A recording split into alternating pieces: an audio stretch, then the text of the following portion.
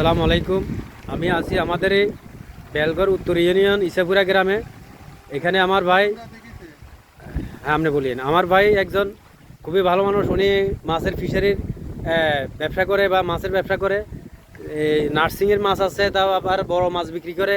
তো উনি কি বলে একটু কথা শুনেন। সবাই আমরা আসলে এগুলি যদি করি, যারা আমরা বেকার বিদেশে যাই, পরি থেকে 15-20 হাজার টাকা রুজি করি না করি, নিজের কাম নিজে যদি করি, তাহলে আমরা অনেক পয়সা ইনকাম করতে পারি। তো এই ভাই কি বলে একটু শুনেন।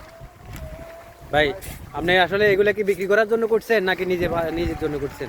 এগুলো আমি প্রথমত ছোট মাছগুলো নিয়ে আসি।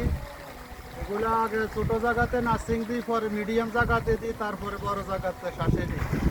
যদি মাছ হয় কিছু মাছ শ্বাসে দিই, আর সাইজ করা কিছু মাছ নার্সিংয়ের জন্য ওই বিষয়। এখন বিদেশে যাওয়ার জন্য অনেকদিন চেষ্টা করছিলাম, বিদেশ হয় না, মার খেয়েছি।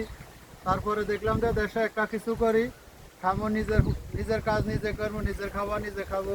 পুকুরে মাছ আছে, ঘরে ধান আছে, সবজি আবাদ করলাম, নিজে সুন্দর মতো চললাম ফ্যামিলি বা ছেলে নিয়ে।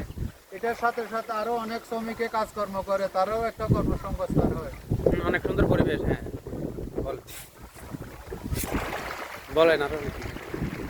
আর আরেকটা বিষয় হচ্ছে যে বর্তমান বাজারে মাছের দাম কম, খাদ্যের দাম বেশি, কস্টিং খরচও বেশি, এতে আমাদের পোষাইতেছে না। যদি মাছের বাজারটা আরো একটু ভালো হতো, আমরা পরিশ্রম করি, 2-4টা পয়সা পাইতাম। তারপরে আমাদের থেকে যারা কিনে নেয় মধ্যভোগী, তারা সুযোগ সুবিধাগুলো পাইতেছে, কিন্তু যে মূল উৎপাদন করে সে ন্যায্য মূল্যটা পাইতেছে না। এটা আমাদের কিন্তু আমরা লক্ষ লক্ষ টাকা পুঁজি দিতেছি, পরিশ্রম করতেছি, আমাদের বেনিফিট রেজাল্ট ভালো আসতেছে না। তো চাই সরকারের কাছে, রাষ্ট্রের কাছে, সমাজের দেশবাসীর কাছে, যেহেতু আমার মাছ বা পরিবেশগুলো যেন সুস্থ সুন্দর থাকে, কোনো শত্রুর কোনো বিপক্ষে যেন কোনো আক্রমণ না করে, কারণ এখানে লক্ষ লক্ষ টাকা ইনভেস্ট পুঁজি। এই জন্য দেশবাসী, সমাজবাসী, রাষ্ট্রের কাছে, প্রশাসনের কাছে এটা খুব আবেদন যে মাছে ভাতে বাঙালি, আমরা মাছ ছাড়া কোনো একটা ফ্যামিলি চলতে পারে না। মাছ হলে একটা আমিষ জাতীয় খাবার।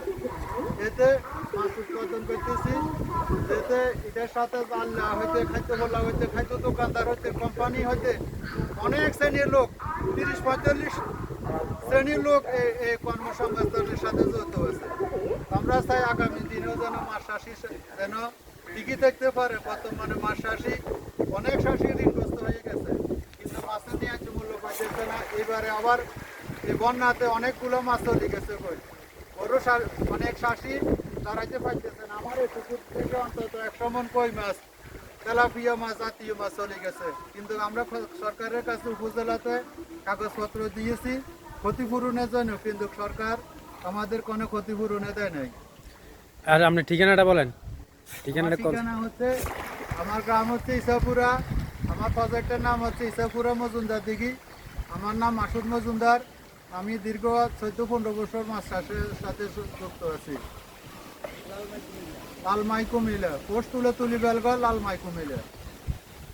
আচ্ছা ভাইরা, আপনারা যদি প্রয়োজন হয়, আমাদের এলাকার কোনো মানুষ যদি কোনো মাছাশি মাছ নিতে চান, ওনার সাথে যোগাযোগ করবেন। বর্তমানে আমার কাছে 12 সাইজের পাঙ্গাস মাছ আছে, জাতীয় মাছ আছে। পাঙ্গাসের সাইজগুলো 2 কেজি, 2 কেজি থেকে উপরে, 2-2.5 কেজি, 1700-1800 গ্রাম হইতে নাইট পার্টি বা টাকা দিব মাছ নিয়ে যাবে। এরকম যদি কোনো ব্যাপারী চালানি পার্টি থাকে, তাহলে আপনারা আমার সাথে যোগাযোগ করতে পারবেন। মাছ দিব, টাকা দিয়ে দিবেন পেমেন্ট, আমরা খাদ্যগুলোকে টাকা দিতে হয়। এই জন্য আপনারা আমাদের সাথে যোগাযোগ করবেন। Mobile number 01726